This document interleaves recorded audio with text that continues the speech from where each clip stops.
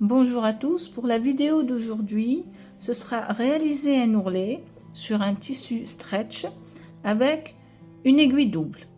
Dès qu'on va réaliser un point avec une aiguille double, on obtiendra sur le dessus deux lignes droites bien parallèles et en dessous, le fil de la canette va réaliser un fil zigzag, ce qui va garder l'élasticité de notre tissu.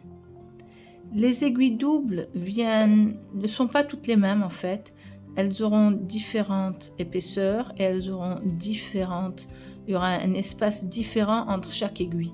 Plus le tissu sera fin, plus les aiguilles seront proches l'une de l'autre pour réaliser un ourlet net, plus le tissu qu'on va coudre sera épais, plus on va utiliser un écart qui est de plus en plus grand. Moi personnellement, je n'en trouve pas partout des aiguilles doubles, c'est assez difficile pour moi d'en trouver dans le marché. Donc en général, je fais très attention à mes aiguilles. Donc là maintenant, je vais placer mon aiguille sur ma machine. Donc toutes les aiguilles se présentent avec un côté rond et un côté plat. Le côté plat est celui qui se présente vers l'arrière et le côté rond est celui qui se présente vers le devant. Donc je place mon aiguille et je me rassure que je l'ai bien montée, puis je serre. Donc là je sais que mon aiguille est bien placée.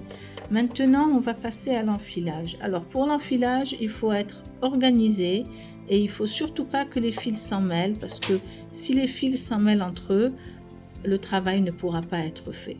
Donc ma machine ne me permet pas de mettre ligne de fil. Donc ce que je vais faire, je vais utiliser mon porte-fil normal. J'ai utilisé un bocal et je vais mettre dedans mon fil et je vais commencer l'enfilage. Alors, il faut être sûr, donc comme je disais, que les fils ne s'en mêlent pas. Et donc je l'enfile le plus normalement du monde, comme si c'était une aiguille normale. Bien sûr, l'enfileur automatique ne va pas marcher dans notre cas de figure.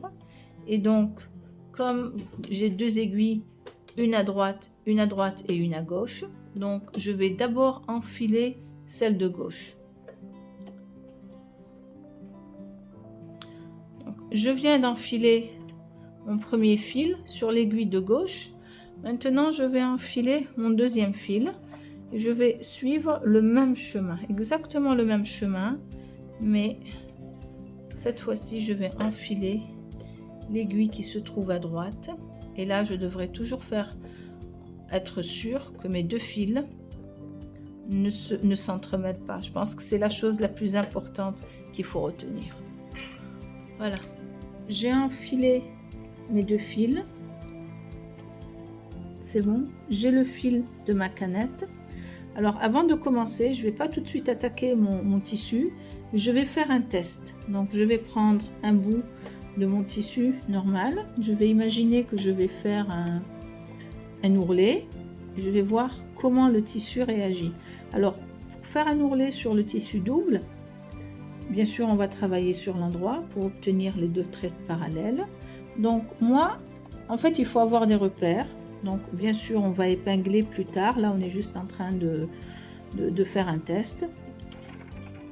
Et ce que je fais, je sais que je vais toucher en fait avec mes mains, je sais que mon ourlet fera à peu près 1 cm et je veux ressentir le pli au milieu de mon pied de biche en fait, et ce sera ça mon repère tout au long du travail. Donc en fait j'aurai deux repères, j'aurai un repère sur la droite qui me dit là où doit se trouver, en fait c'est la distance, c'est d'ourlet, et avec ma main, chaque fois que je touche le pli, je vois bien que le pli il est bien placé là au centre. Donc ce sera mes guides. Je vais allonger la taille de mon point, je l'ai faite à 3,4 mm et puis donc je vais commencer à faire mon test. Et à partir de ce test, je saurai si mes calculs sont valides ou pas.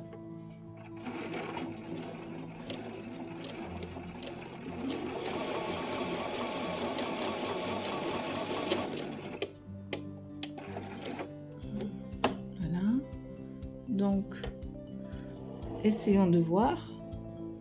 Donc là, on voit bien les deux traits parallèles. Là, on voit bien le zigzag. Et puis, ça tombe parfaitement bien. Maintenant, nous allons passer à la couture de l'ourlet. Donc, j'ai préparé mon ourlet. J'ai fait un premier pli, un second pli. J'ai essayé de faire 1 cm. J'ai mis des épingles assez proches pour garder ce centimètre. Le tissu ne se plie pas facilement, donc il faut être très patient et travailler tout doucement. On n'est pas pressé. Donc, je ne vais pas commencer là au milieu du travail. Je vais commencer toujours sur un bord. Je suis en train de voir de combien doit être la distance entre mon aiguille et mon rebord. Avec mon doigt, je touche tout au long du moment où ça coupe. Tant que je ressens ce pli là, ça veut dire que je suis en train de coudre dans la bonne direction. Donc on va y aller tout doucement. Je ne vais pas me presser, je vais régler la vitesse à toute petite vitesse. J'ai la main droite qui tire un peu le tissu, qui l'aide à progresser. J'ai la main gauche qui ressent le pli. Donc je pousse un peu, toujours à la même force, et je vérifie tout le temps la distance.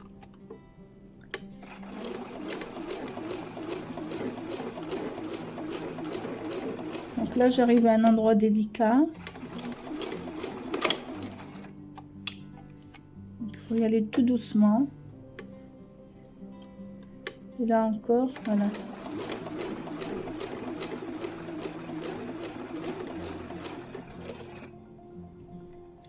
Et voilà le résultat que nous obtenons sur l'endroit et sur l'envers du travail. J'espère que vous avez moins d'appréhension maintenant pour coudre un tissu stretch en utilisant une aiguille double. Et je vous souhaite une bonne couture.